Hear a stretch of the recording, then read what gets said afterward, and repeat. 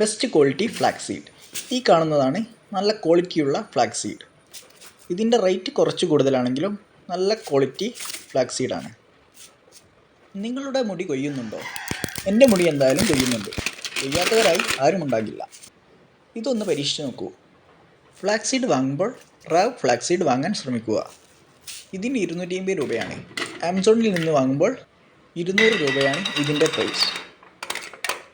Flax സീഡിൽ അടങ്ങിയിരിക്കുന്നത് magnesium, omega 3, fibre എന്നിവയാണ്.